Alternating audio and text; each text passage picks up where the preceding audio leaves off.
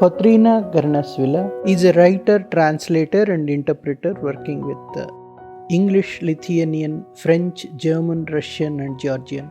In this episode, she spoke about Lithuanian literature and translation and her work in translations. She is currently pursuing a PhD and teaching at the University of East Anglia and serves as a member of the BCLT Research Group. Her research focusing on dialect translation is funded by Chase Arts and Humanities Research Council. She is the winner of the Emerging Translator Mentorship at the National Centre for Writing and has been awarded traineeships at the EU Council and the European Parliament. Her most recent translation, Little Apples of Eden, is coming out in Norwich-based Kurumuru Books in 2024. Welcome to our podcast, Harshni. Welcome. It's great to be here. I love your podcast. I prefer reading to listening to podcasts, which is a shame because there are so many interesting podcasts, but yours is by far one of my favorite ones. And I think it's great to have a podcast dedicated to literary translation. So thank you so much for what you're doing. Thank you. Thank you for being a guest. So, how did you develop interest in translations to begin? I'm going to say BCLT Summer School, which was a very important event in my translation journey. But it all started way before that. And when I think back, there are so many reasons and circumstances that just led me to translation. But I have to say that I didn't really realize it properly before attending BCLT Summer School in 2017. So all these aspects were like growing up in a very multilingual background, being interested in creative writing since a very early age. And I would say that was probably before attending the summer school, it was the creative writing aspect that I was interested in, perhaps a little bit more than translation at that point, because the summer school is called British Centre for Literary Translation, Creative Writing and Literary Translation Summer School. And it really does combine both translation and creative writing sessions. But after attending the summer school, I just became absolutely immersed in translation. It just provided me with this vision of what translation is, which I didn't really have before, despite having all these different elements of translation in my life. So your mother tongue is Lithuanian, right? I gather. That's true, although technically I suppose I have two mother tongues, which are Lithuanian and Georgian, because my mother's Lithuanian and my father's Georgian. And we used both languages when I was growing up. I grew up in Lithuania, so naturally I gravitated more towards Lithuanian. And so that was the language that we used at home more and so on. But there was always even more than those two languages in our household. I don't know. I don't even know how, but I just know that we were always using a lot of languages. And so when I started reading, that was in several languages at once. So I guess it was a bit kind of natural to me to have all these different languages just happening in the background, more or less actively. So yes, but technically my mother tongue, like officially, I think it is Lithuanian, yes. So when did you move to UK? When was it? I think that was for my bachelor's some time ago. Gosh, I can't even remember exactly. Around 2014, perhaps. So I was doing my bachelor's jointly in Vilnius University and in Middlesex University in London. And that's when I sort of formally started living in UK, and I've been back and forth ever since. So yeah, it started with my bachelor's. So in Lithuania, English is taught widely in the school? Is it a mandatory language? English, it wasn't really mandatory, I think. And my school actually, it had more of a focus on German. So we started German really early, since first grade, I think. But that said, I was always learning English. And as I said, like when I started reading both in Lithuanian and in English. It just sort of coincided. So I started learning English perhaps earlier than my peers in Lithuania. So it wasn't mandatory, but it's a very popular language in Lithuania. And like right now, the level of students at schools is really high. So it's like the second language, really. People's level of it is really high in Lithuania. And it already was when I was, perhaps a little less when I started school, but still it was really prominent. So you mean to say if anybody who knows English, they can manage themselves easily in Lithuania, is it? If they, for a visit, if somebody... Yeah, I think they're safe. I think perhaps the older generation will not have that good of knowledge of English, but honestly, I think it's changing too, because people are just catching up with latest shows which are in English, and so much of the news is in English. So there's a really, really high chance that whoever you start talking to on the street in Lithuania will know English and will be able to give you directions or something like that. Your PhD, you said you just finished it, and congratulations for completing your PhD. Thank you so much. I still think that I haven't really, formally finished it, but I'm getting there. Okay. It's a long Yeah, haul. you successfully finished your Viva, right? That's true. Okay. I did that. Okay. Now, coming to that, the interesting thing about your thesis is it's handling dialect in translation. Is it really possible to handle dialect in translation? Can you translate dialect? That's an excellent question. That's basically the aim of my thesis in a nutshell. Is it really possible to translate dialect? The interesting thing is that, there's no direct way of answering this. The only way, I guess, to answer that question is by trial, by just trying to translate dialect. And each case is just so very different. But it's really interesting because what gave me the idea of choosing this topic for my thesis is some successful examples of dialect translation, which I think are, they're just really encouraging and very inspiring, and they sort of show us that it can indeed be done. Although there are so many nuances and so many issues that go into it. So my main case studies were Train Spotting by Irvin Welsh, which is probably the best known example, which was translated a little earlier than the other ones in the 90s, which I think makes quite a lot of difference. And the other two were more recent. So one of them was a Swiss-German novel by Pedro Lenz called Der Goli Binnig, and it was translated into a sort of Scottish variation by Donald McLaughlin.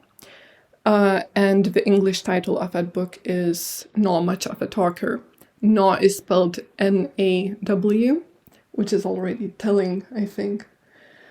And this book was also translated into Lithuanian dialect.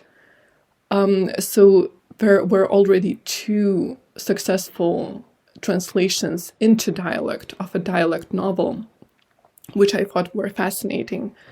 And another really interesting thing was that the translator of the Lithuanian version, Rimantas Kmita, he was inspired to write a novel in dialect himself. after finishing that translation. And it was really very successful in Lithuania. And I was looking into that novel as well. So as you can see, there's like this a little complicated, but also really clear chain reaction, which just shows us that writing and translating in dialect produces very interesting results and very interesting creative endeavors that follow. So my thesis is mainly about that, seeing how different these translations are. The translations of Trainspotting, which I think took a more standard approach, which didn't really attempt to translate into entirely into dialect, and the translations of these of the Swiss-German novel, which was bolder and more experimental in that regard. So yeah, just analyzing that, just looking into these different cases was really interesting. And well, the whole research is more complicated than that, but at least I think I can say with some conviction that yes, it can be done. I think I would say that yes, it can be done if we're talking about, if we're asking whether dialect can be translated. I think it really depends on what kind of dialect that is, and what kind of book that is, and just so many other aspects, which is something that I was looking into in the thesis as well. And sometimes perhaps it's not as strict as picking an exact dialect, let's say, but showing in the translation that the language of the source text was non-standard, that there was something different about it, instead of attempting to standardize it and erasing that very important non-standardness. I think this is what all of these translations that I included in my thesis are doing, and I think it's a wonderful practice. But of course, a very challenging one as well, which is why it takes a dissertation, a PhD thesis, to actually look into this question versus no other way, I guess. So you mean to say you give the translation a flavor of usage of non-standard language in the destination language, right? That's true, because I was also looking into many other examples and many different techniques that translators apply. And the pattern is that it makes a great difference when the translator pays attention and just careful respect to what the source language reveals by the very fact of using that non-standardness.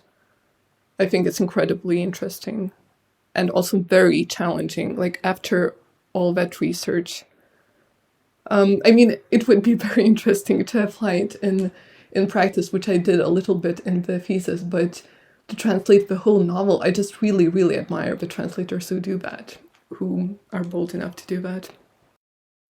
You're also mentored by Daniel Hahn, right? How do you think it helped your translations? It was a very important experience for me. It's funny because it coincided with the start of my PhD. So I was completely immersed in translation at that point. And that all was very new to me. So I was focusing on the theory of translation for my PhD and the practice for my mentorship. That would sometimes be challenging, but also very interesting to combine both of these sides. And my mentor, Daniel Hahn, well, he had a great impact on me. And I admire him very much. And his work showed me all these different things that comprises being a translator, and that it takes a great resilience to be one. At the start of the mentorship, we came up with this list of titles that I was interested in translating, and I'm still collaborating with most of the authors on that list. So it's just such a long-lasting impact, and I'm still learning from the whole experience, and I'm really grateful for many lessons, both direct and inadvertent. So, if I have to underline the biggest takeaway from that mentorship, what would it be? The greatest takeaway. Well, that would be a very hard to indicate just one. Perhaps that whole versatility of translators' work, because it's so much more than just the act of translation, and so many other things go into it. It's like, and the similar realization came to me when I was attending the summer school as well. It was a confirmation of that, I guess, that translation is a combination of so many things that comprise the mission in the end, that by being a translator, you're also a part of a larger community which advocates for translation itself, not just the individual cases of translation. And I'm still very much impressed with that. When you come to Lithuania as a nation, it was subjected to aggression by neighboring nations in the 20th century. So, how do you think it affected literature coming out of Lithuania, the contemporary literature? I think we can still feel that impact even now. It was, since I translate quite a lot from Lithuanian, I sort of have a chance to witness how literature changes over time, and you can see the direct influence of political events in the way that Lithuanian writers work. And right after the independence, which was in the early 90s, there was this strong trend of depicting trauma and post-war experiences in literature. And I feel that during time, people sort of processed their experience through literature, and now literature is becoming more varied and handles different topics. But I feel that processing those experiences was essential, and I guess it's a natural process of dealing with something like that, this long period of oppression. So there are many interesting trends happening right now, which and the generations of authors were really different. About translations from Lithuanian literature into English, how vibrant is the scene? So there's a lot of things that Lithuanian Culture Institute is doing, and us as translators from Lithuanian to English are doing, which is a bit challenging in a way, because it's a smaller sort of language. But I feel that it's been exciting, especially lately, with some interesting books coming out in the Anglophone world, including this series by Strangers Press, which came out just last year. It was such a nice series as well. So there were 5 books involved in the series called Kūnai, which means bodies in English. And each of those 5 books are by a different contemporary Lithuanian author.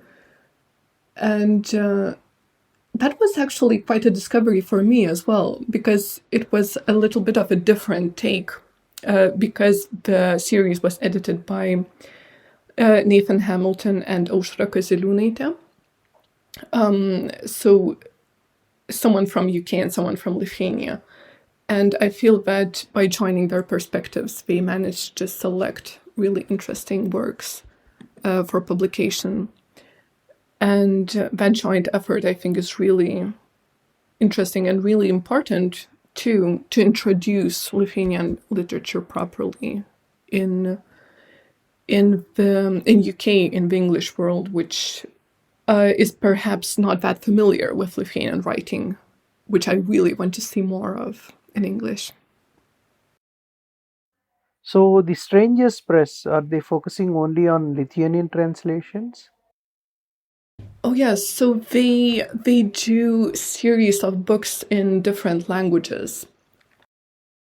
So far, I think there have been series of Korean writing, Japanese writing, Dutch, Swiss. It's a really nice variety of languages. And the concept of this publishing house is that they do series by different authors, but from the same languages, or like a combination of languages. In Switzerland's case, they have all the official languages of Switzerland, so they have French, German, Italian, and even Romansh, which I thought was really nice. And while other series are language specific, so like Dutch and Lithuanian. I think it's a wonderful concept, and I think it's quite unique as well. And Nathan Hamilton is doing a great job with Strangers Press.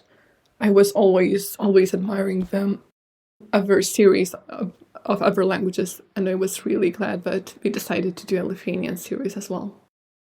So when you say series, in every series it will be a set of 5 books, is it? By 5 different authors? In Lithuanian case, it's 5 books. In other languages, I think there's always been more than 5. So there's a new Korean series as well. Again, correct me if I'm wrong, but I think it's 8 books, something like that. Or maybe even 10. But in any case, they are by different authors, and they're always quite short in length. So it practically always makes sense to get all the books in the series, which is a really nice concept, I think, because they sort of supplement each other, and then you end up discovering a really varied assortment of new writing from the place or the language. And again, I see that UEA is involved in this, University of East Anglia. Yes, so it's Strangers Press is under the umbrella of UEA Publishing Project. So they have several imprints, and Strangers Press focuses on translated literature. And they have other imprints such as Boiler's House Press. And but Strangers Press is meant for translation, for championing translation. From Lithuanian literature, other than your work, which anyway we are going to discuss, are there any notable translations which you can recommend to our readers into English, from Lithuanian to English? Of course, I will give one example for now. So it's called In the Shadow of Wolves by Alvydas Šlepikas. And it's really interesting, and it's such an interesting book. And this was the book that we were working on during the summer school, when I first attended the summer school, and when I became interested in translation. So we were working on extracts of this book as a group. There were 8 Lithuanian translators in the group, and we were all working on this particular book. So it was such an interesting experience, and the book had a great success later when it was published. And again, it has a strong historical perspective as well. It's about German children who wandered into Lithuania during the war, and the protagonist, a young girl, she ends up staying and adapting a Lithuanian identity. So yes, it was really interesting on working on this book, and it's a bit of a personal moment for me because so many things, but also this book was what led me into translation and made me so interested in it. So please tell us about your first published work of translation. So my first translations happened to coincide actually because I was working on my first two translations almost simultaneously. One was from Lithuanian into English, the other from Georgian into Lithuanian. And the book that came out earlier, which would make it my formal first translation, would be the translation from Georgian into Lithuanian, which was The Pierfield by Nana Ekminmishvili. It is also, the English translation is also available from Perini Press, translated by Elizabeth Hayway. And it was a very unexpected experience because the book was offered to me by the publishing house. And at first I wasn't really actively translating from Georgian at the time. So it took me a little while to consider whether I was ready for the challenge. But then it just felt like such a personal experience and such an interesting one. And I really loved the book. So I took up the challenge. And it was really rewarding. I loved that experience. And it was also a little bit surreal in a sense because I was combining my two native languages, Georgian and Lithuanian, and translating one into the other. And at the same time working with an entirely different combination of Lithuanian into English, which is my usual one. I guess I translate mostly from Lithuanian to English, or from other languages into English. So translating into Lithuanian was a new experience as well as translating from Georgian. So it was challenging in so many ways. But it ended up being a wonderful experience. So I'm really glad I decided to sort of go with it. And it was published, and I think it was 2022 in Lithuania. And I received wonderful feedback about that book too. So it was great. It was a great experience. Now coming to your work specifically, I have chosen two books. One is Death and Other Stories. Can you please tell us about this book, Death and Other Stories? I believe it's a compilation of stories. Yes. So I should start by saying that Death Never Stories. So it was a compilation of a Lithuanian author, Vidas Morkūnas. So there's no Lithuanian book by this title. It's more like a compilation of his various short stories. So this book is a part of the Strangers Press series, which I mentioned before, Kūnai, Bodies. And it has 3 long stories and this compilation of flash fiction. And it's a fascinating collection, I think. It was very unexpected for me too, because I wasn't very familiar with the author before, but it was tremendously interesting to translate all of them. They're a bit discomforting, full of suspense and fantasy elements. And they're just unique, I would say. I don't know anyone who writes just as Vidas Morkūnas does. Perhaps he reminds me a little bit of Samantha Schweblin. And he also writes short stories, which is just extends that similarity, and perhaps Mariana Enriquez as well. There's definitely some affinity. They're a little bit unsettling, I have to warn you, but they're also a great read and a great thing to translate as well. That was a very, very interesting task.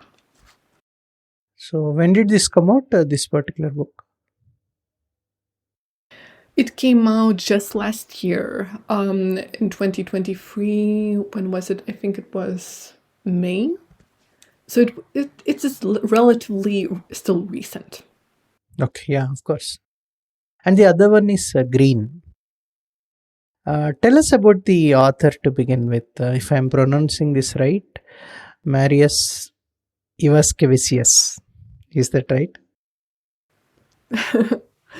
That's a good attempt. It's such a long name, honestly. So it's pronounced Marius Ivaškevičius. Okay. But honestly, yes, Lithuanian names sometimes are incredibly difficult. And it takes a while to practice how to pronounce them. But yes, so this book, Green, or Žali in Lithuanian, is a historical novel. And the author, so it takes me back to the mentorship, which we talked about before, because his work was one of the titles that I selected to work during the mentorship. Only it was his play called The Master, because Marius is an incredibly versatile author, and he writes plays as well as novels, and he's also a journalist, and he writes essays and nonfiction. So it's a great selection of work that he has produced. So I started translating his plays, and The Master, I was always very impressed by this play. And I remember it came out when I was still at school. It was a very popular play. And I still can't get over the fact that it's just so surreal, to translate things that I grew up with, or that I read as a child, or that were just like a very prominent part of everyone's life in Lithuania, and to connect with those works in this different way. It's one of my favorite things of being a translator. So yes, so I started translating this author as a playwright, but then we started this long-term collaboration, and by now I've translated a lot of things by him, both plays and prose. I read one review where it says, it mentions in encapsulating the theme of the book, it says, life is vertical and feelings are horizontal. It's a very interesting phrase. Could you please elaborate what it is about? Yes, this phrase came up in some of my other discussions about this book as well. So I guess that phrase is really rich. And I actually asked the author about this particular phrase just now. So I'll try to explain, just sort of gather our mutual effort to explain it.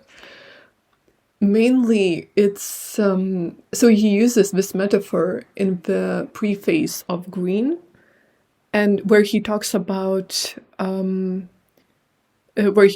experience of the partisans or the Forest Brothers, that is the Lithuanian resistance movement, which the book focuses on.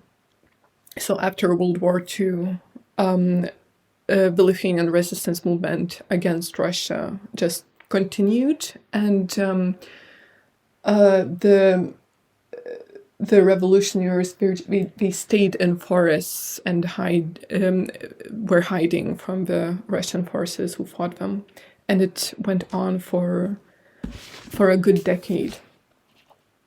And when he uses the term vertical war, he sort of makes contrasts this kind of partisan war, this kind of experience that the Lithuanians went through.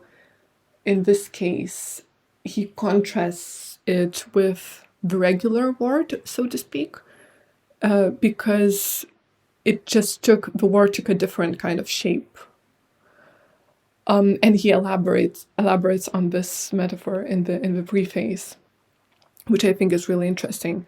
But mainly, I think that it means that the partisans were forced to take a different kind of existence, to move into a different kind of existence, whereas the essential things like life and love and all other things remained in existence in the horizontal way. So it's a bit complicated. I guess you would have to read the whole book to properly understand it. But I think it's also a good metaphor to throw into the preface, right into the reader's face. Like, it's also a nice metaphor to market the book too. That's true. Just to to entice the reader. This particular book doesn't have a publisher yet. I suppose there's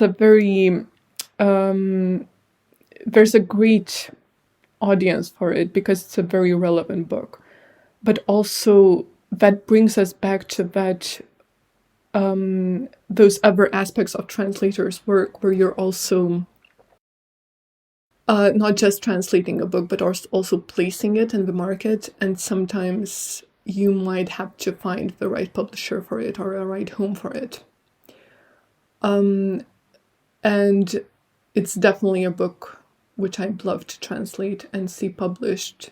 And mainly, I've been focusing on this book, especially during the events in Ukraine, when the events in Ukraine started, because I thought it brings that part of history very prominently, because so Marius Ivaškevičius talks about Lithuanian experience, which is very similar to Ukraine's and all the countries which were occupied by Russia. It was a chance to look at the past from a different perspective, where the past seemed to be repeating itself. So I was brought back to this book, which is not only by an author who I really admire, but also handles these very relevant and significant themes. So it's longlisted for John Dryden Prize recently, and the book is of course set to be published. Please tell us about John Dryden Prize.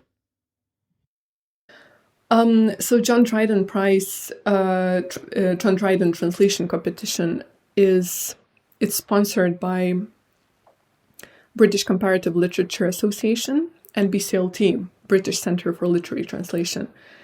And it's awarded to translators for the best unpublished literary translations from any language. I think it's a wonderful initiative. I've always would hear about it and think of things that might be suitable to submit, but I never did that until this year. So I entered with green, which ended up being longlisted. So this is my first time applying, but the prize is annual, so you can apply every year. And I think it's really great and it's really encouraging. And I think they already have a lot of applicants, but I would definitely recommend joining the competition. In fact, BCLT and University of East Anglia, these names, they keep cropping up. I think we have done more than 50 interviews with translators covering about, this is a 42nd language, by the way. Lithuanian is the 42nd today. Yesterday night, I was talking to Bulgarian translator, Isidora Angel. She's an alumnus of UEA again. She was talking about UEA in glowing terms. And of course, BCLT and UEA. I believe in UK, the culture of translation and the amount of emphasis then these universities give for translations, I think it's nothing compared to any other place, I believe. I'm really glad to hear you say these kind of things about BCLT, and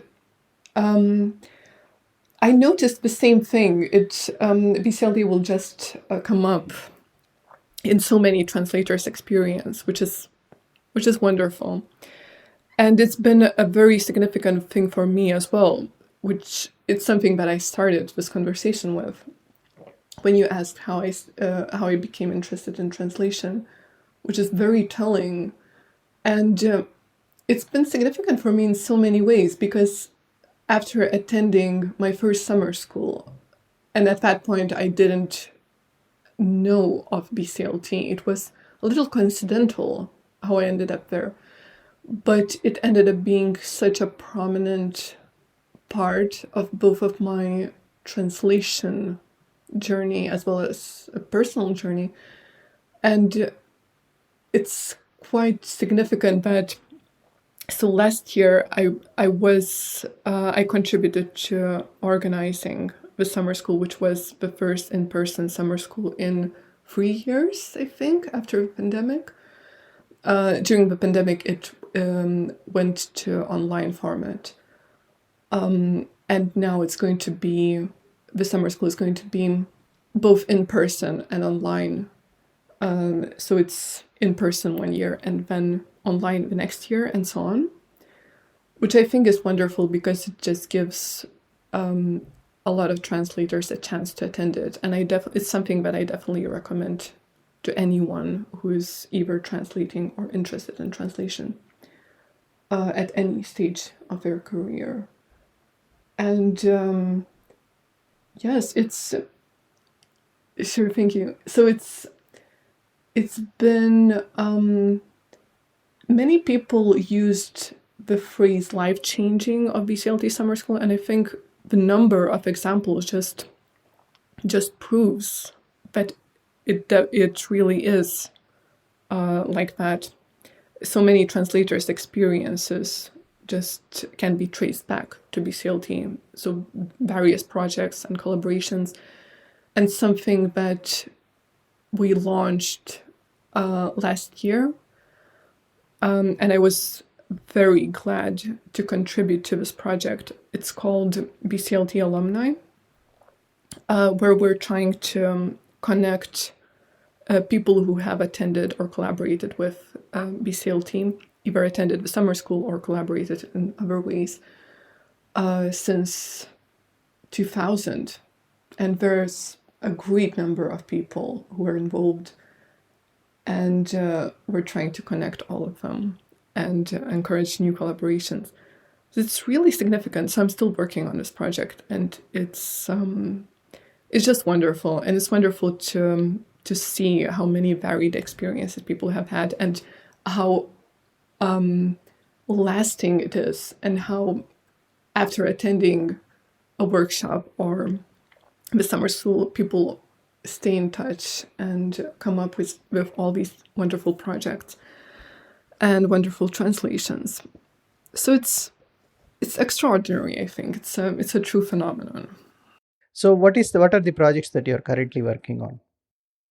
So the project that I'm really excited about right now is a translation of a children's book from Lithuanian, and it's coming out this year. It's coming out this year with Kurumuru Books, an independent publisher of translated children's literature, and they're based in Norwich. And we've met some years ago, and we always talked about working together. And I'm really glad that the right project came up, and we secured funding from Lithuanian Culture Institute, which allowed us to take this further. So it's a book by a Lithuanian classic called Bitė Vilimaitė. It's called Rojaus obuoliukai, or Little Apples of Eden. And it's another very personal experience for me, because this was a book that I read in school and practically grew up with, because every Lithuanian child, everyone who goes to school in Lithuania reads this book. It's a part of our school curriculum. So it always stuck in my mind, especially this short story, because the book is compiled from these, it's a novel, but it's compiled from these chapters, which can stand alone as separate short stories, or you can read them in continuously as a novel. These little vignettes. And so we had extracts in our reading book I think I was around 10 or 11, something like that. And this vignette was called The Marble Tabletop. And it just stuck in my memory. I would always remember it. And it had this really interesting storyline about sort of stepping from childhood into adulthood. And the protagonist, Elzia, was just a very interesting character, and I just kept coming back to that story, and especially the image of the marble tabletop. It was such an interesting and symbolic image. And so I would always come back to that book, and it's really exciting to be translating something like that has a personal meaning to you, that just brings up memories. So wonderful. So before we finish the conversation, please read a passage or two from Green in both Lithuanian and in English, please. And I think I'll read something from the preface, from the very beginning of the novel. Iš kurio galo pradėtum, vis tiek bus painu. Gamtoje yra begalė spalvų ir atspalvių. Ir nėra nė vienos spalvos, dėl kurios nebūtų kariauta. Tai šiame kare, jei imsim plačiai, žmonės kariavo už žalią. Tokia mūsų miškų spalva. Labiausiai jie kariavo prieš raudoną. Tai priešų kraujo spalva.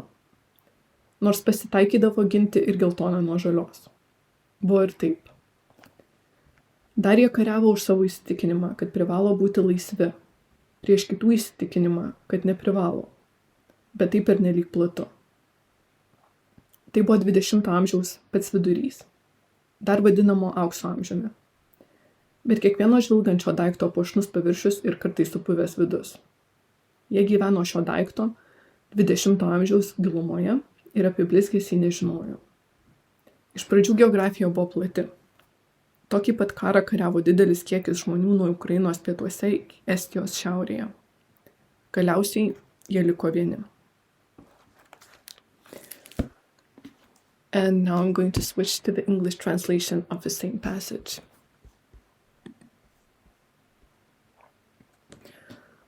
However you choose to look at it, it's only ever going to be complicated.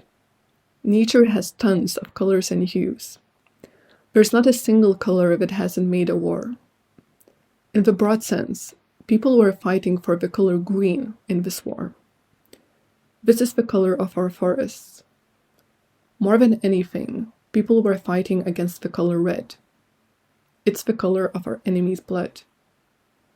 Sometimes the color yellow had to be protected from the color green. This would happen. They were also fighting for their belief that they had to be free, and against the belief of others that they didn't. But that's too broad. It was the middle of the 20th century, also known as the Golden Age. Every shiny thing has a beautiful surface, but the inside can sometimes be rotten. We lived in the depths of this thing, the 20th century, and we were oblivious to its beauty. The geography was wide at first. The same war was fought by many people from southern Ukraine to northern Estonia. Eventually, they were alone. They were simply obsessed by the idea of having their own country. They had had it for 20 years, between the two world wars.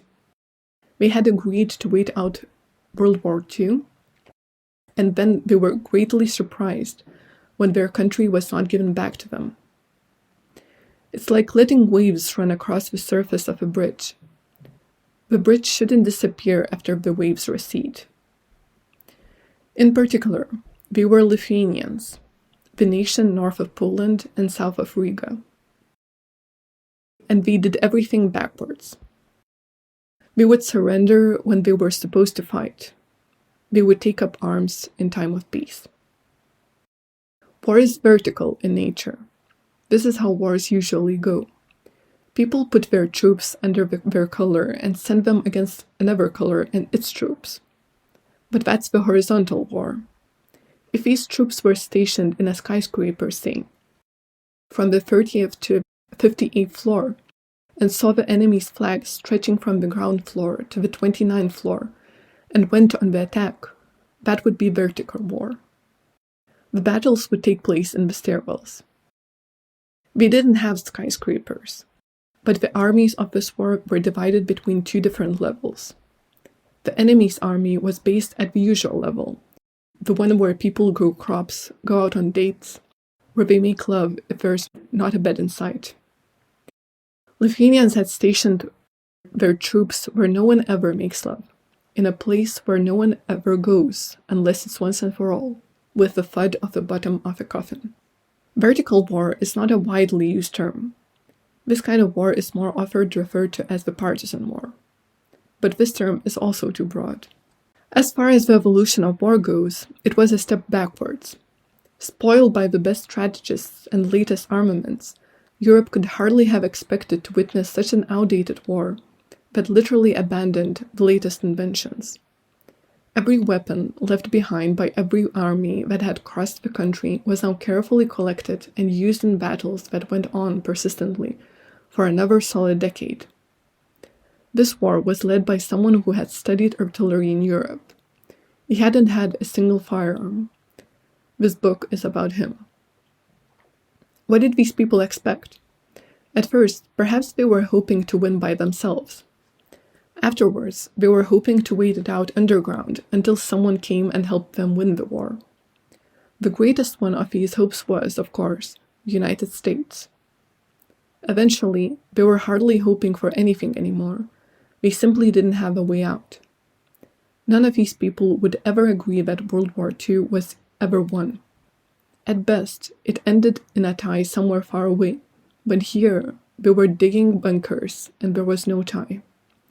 You could define this war as a civil war, because it was not one country fighting the other, it was a single big country fighting itself, and it was a purely personal business.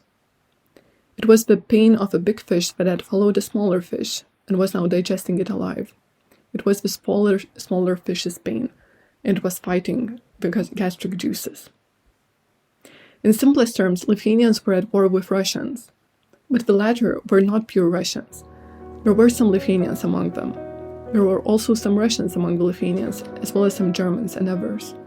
The world was infused with crime and betrayal, and so war had become the sole condition of survival for many, and they didn't care who to be at war with, and what for. Really nice. Thank you for your time, and wish you the very best for your publication, and of course getting that prefix doctor very soon. Thank you. It's been great to talk to you.